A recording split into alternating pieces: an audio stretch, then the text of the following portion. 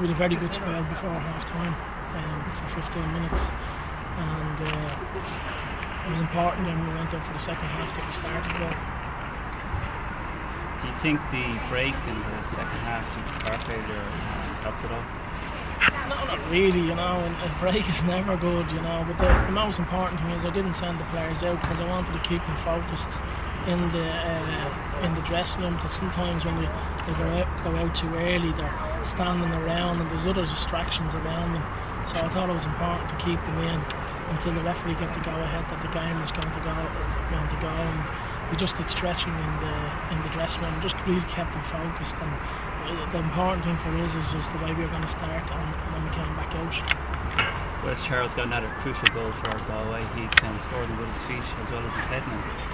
Yeah, well, the way it is, when you want your captain to top it, Wesley has done it for us, in the big games, week after week, and I'm delighted for Wesley. He's a great fella, and he does an awful lot of work around the area here, away from training, and he's very well liked by everybody, and I'm delighted for him.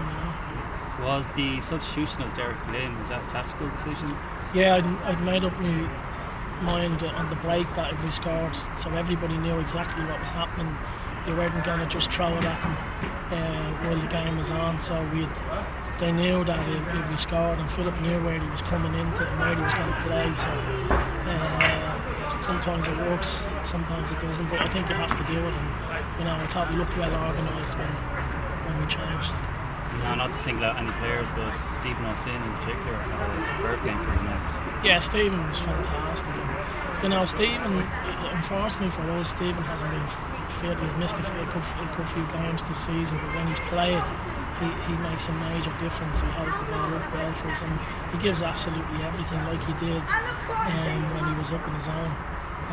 But I think it's unfair to single anybody out tonight. It was a real team effort, and the boys really showed the togetherness that's in the dressing room.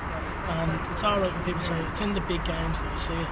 And anybody looking at the games, Bray this week or last week, and the game this week, without the commitment of our boys, they're looking at a different game. And I think they're giving absolutely everything they have, which they have done all season.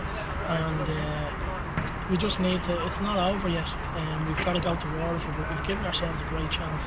And we go to Waterford, we prepare during the week, and we look to go to Waterford and get the right result. So all United need next week is a point to guarantee them safety, so it's a big incentive there. And do you reckon we can get that? Yeah, without a doubt. The bottom line is we've 2 games left, but we look to next week first. We've Waterford, and you look to get the result that keeps you safe there. I kept saying to the players all along, people like to talk about who's behind you and who's in front. About 12 games ago I said to them, just look at the teams in front of you, and if you keep catching them, you don't worry about what's behind. And that was our focus, and as long as it was still in our hands, which it still is tonight, that's the focus. The focus is next week now, and getting what we need to stay up in our first season up in the Premiership. Tony, cheers. Thanks a minute.